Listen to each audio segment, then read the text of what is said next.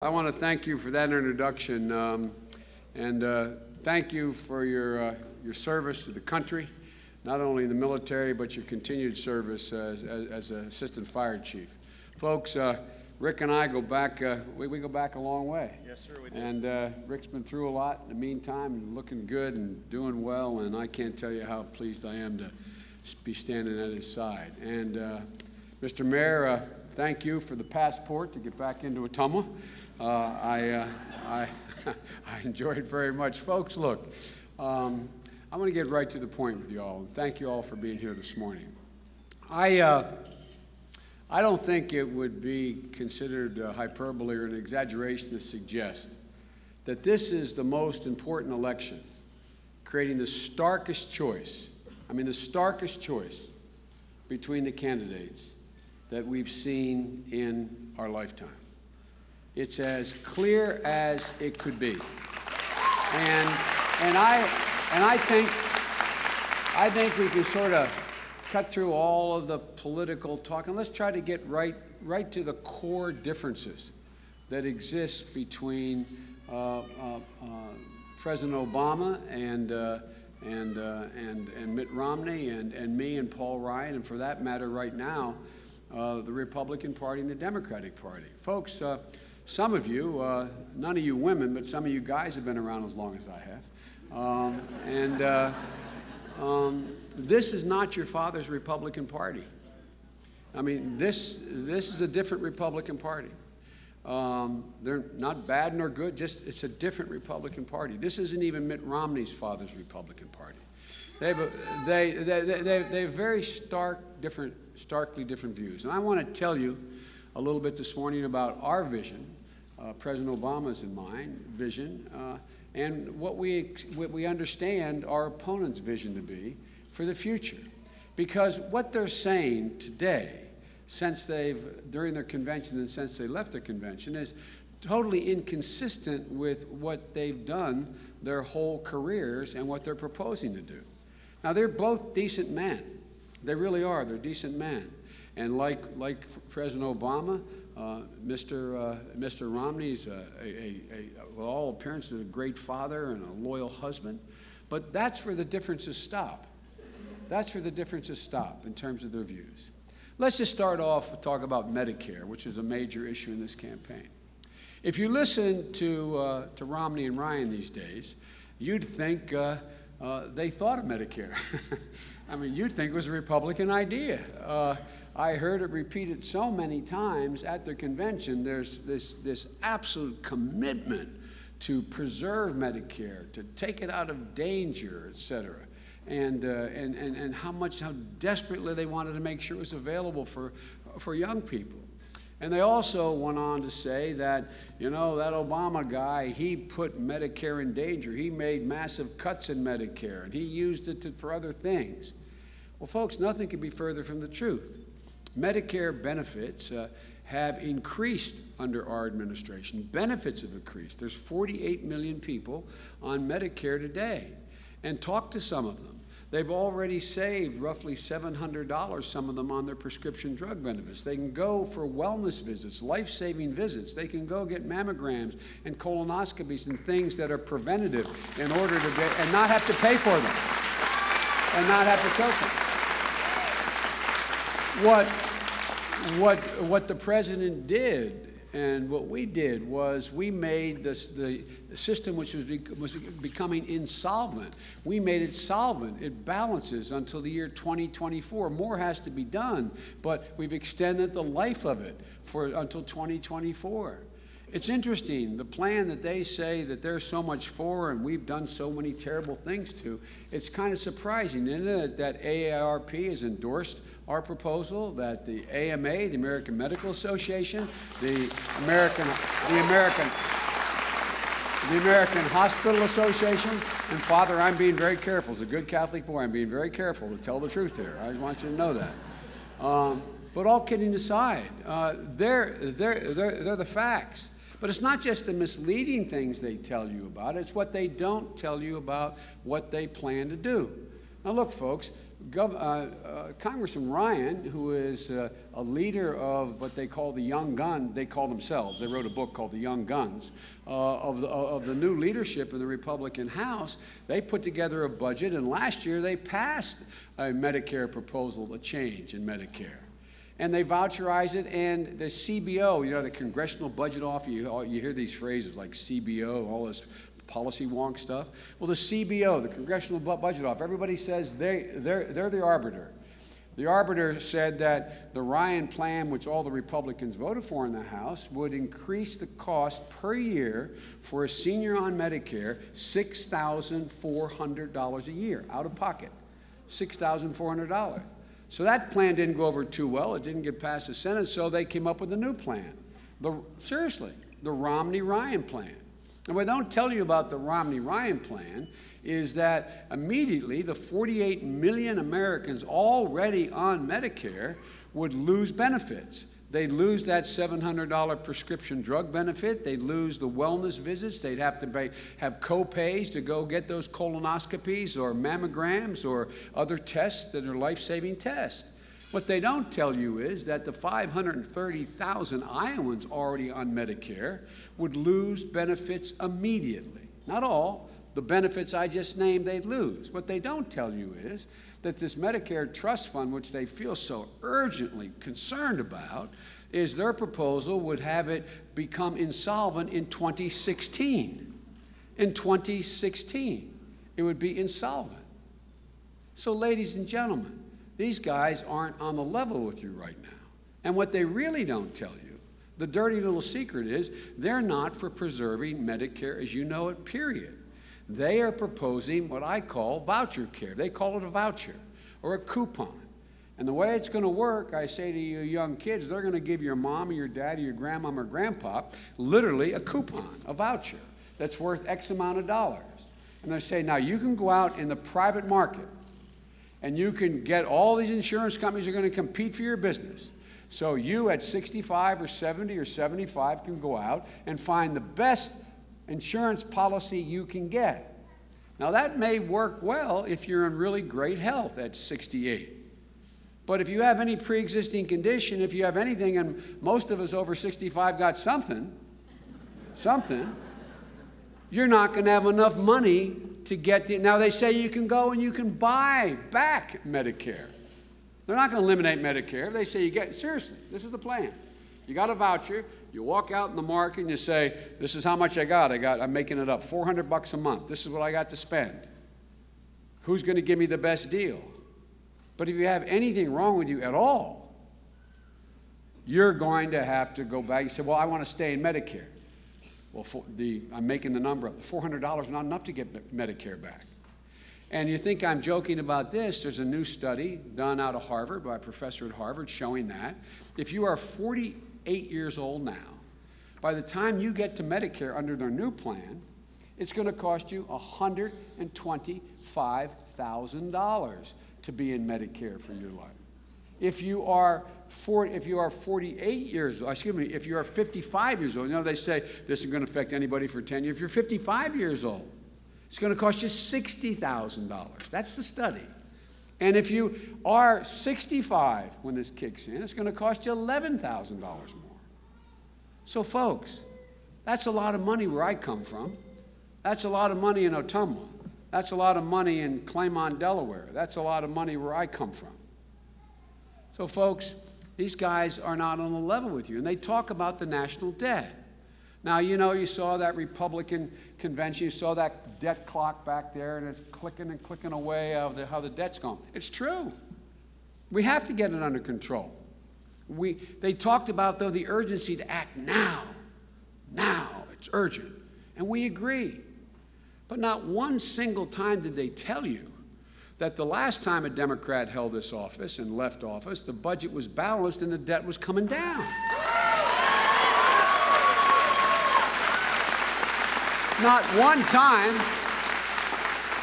time did they tell you, and I was literally with the president when he got the news. He's sitting behind the desk resolute in the Oval Office. We're there for several weeks.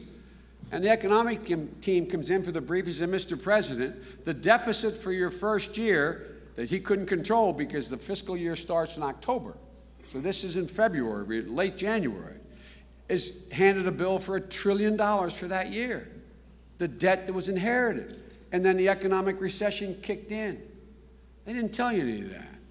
But what they really didn't tell you is, again, they're not on the level about this debt thing. Let me explain what I mean by that. There were a number, you may remember reading the paper, the president put me in charge of negotiating a debt agreement with the Republicans. And it was going relatively well. And we met for 40 hours. I get on well with my Republican friends in the House and Senate, for real. That's been my reputation. Because I respect them. Well, just before we were ready to make a deal, at the same time what was going on was there was a debt commission set up. You heard a lot about it. You hear Congressman Ryan talking about it. The Simpson-Bowles Commission, bipartisan group. And there are other bipartisan groups out there, Domenici, Rivlin. I won't bore you with all the detail, but all these high-level, serious groups. And every single one of them, the Republicans walked away from. Why? Congressman Ryan was on that commission he talks about, but he voted no. Romney said he was against all their suggestions, even ours. Why? Anything to reduce the debt, if it required even $1, one dime in additional taxes on people making over $1 million, they voted against. That's why there's no progress on the debt. They have refused every single solitary recommendation made by any respectable group, because not one says you can get the debt under control only by cutting spending. You have to deal with revenue as well. But if you listen to them and the urgency with which they talk about this, you'd think, my God, they're really serious. And when it comes to jobs, here's what they're not telling you about jobs. They're not telling you what they'll do. And what they are telling you isn't true. Let me give you an example. The Romney-Ryan team has a new ad. And in the ad, it's played here in Iowa, if I'm not mistaken, it says, trade, meaning foreign trade. Trade has to work for America. That means crack down on cheaters like China. That means opening up new markets. Well, I turned that off thinking, God, Romney's going to be pretty good at this. That's pretty impressive. That's what the ad says. But, Father, as we Catholics say, we call that an epiphany.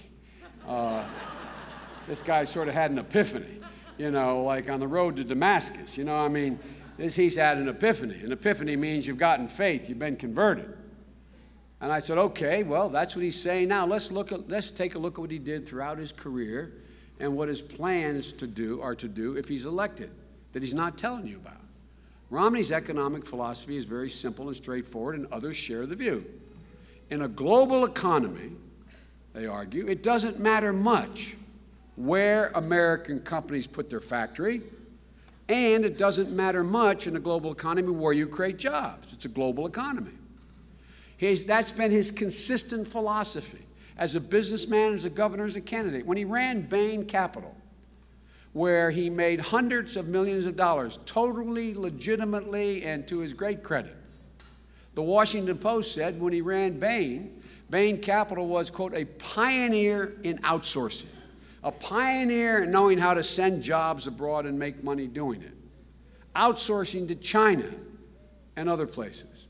In his book he wrote a couple years ago entitled No Apology, he called the President of the United States, Obama, a protectionist for standing up to the unfair surge in Chinese tires swamping the American market, hurting American tire manufacturers. The President brought suit in international court. He won the case, and 1,000 people are making a good wage making tires for America today. He called that, before his epiphany, Father, he called that protectionism.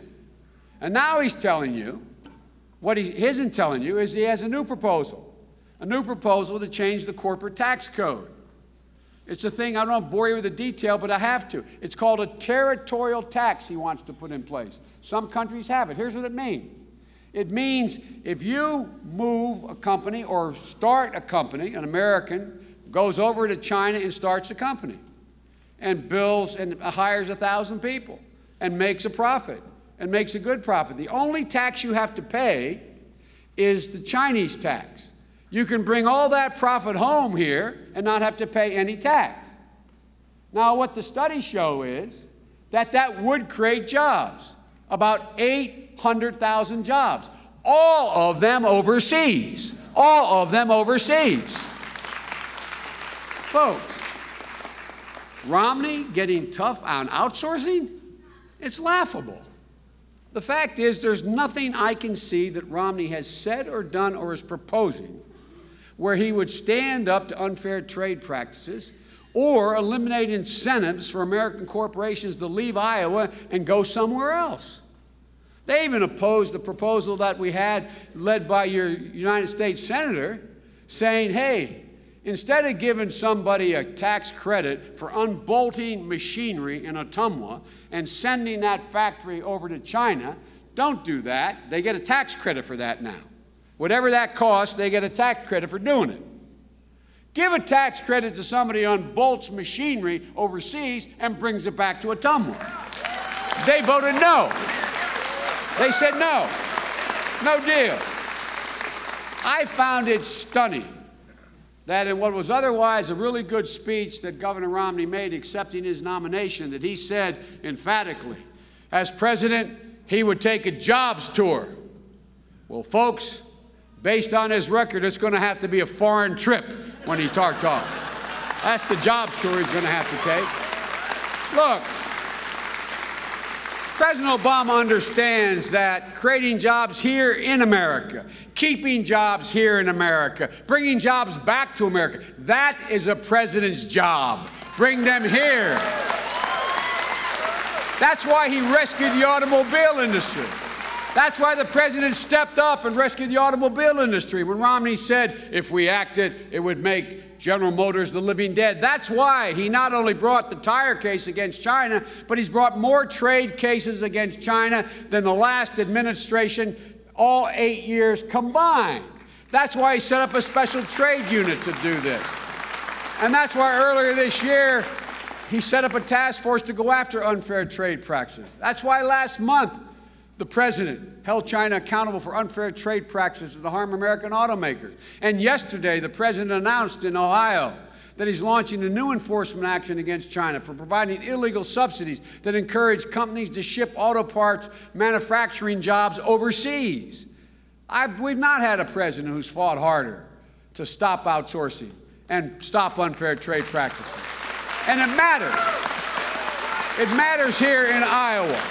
It matters in Iowa. Folks, and now they've discovered, the thing that amazed me most, now they discovered the middle class. Whoa, they discovered the middle class. I mean, if their convention, they were the party of the middle class again. They say they value the middle class. But if you take a look at their tax policy, you'll see how much they really value the middle class. You know, my dad used to have an expression. He'd say, don't tell me what you value. Show me your budget, and I'll tell you what you value. Don't tell me what you value. Show me your budget. Well, let's take a look at what they're proposing. Let me just take taxes, just one little piece. I could go on a long time about their tax, but just one example. They want to extend the top 2% tax break, and they want to add new ones. To put this in perspective, by extending the top 2% tax break, what that means is $500 billion. $500 billion over the next 10 years will go to 120,000 American families. You hear me now? $500 billion, $500 billion to 120,000 families. And then they put forward a new proposal, Governor Romney. For real, it's in writing. He wants another $250,000 a year tax break to those same 120,000 families. How can that be justified? How can that possibly be justified. When they're cutting Medicaid, not Medicare, they're doing that, or Medicaid, when they're cutting education, when they can't even pass a farm bill, how is that justified? Look, folks, all this has a big price tag.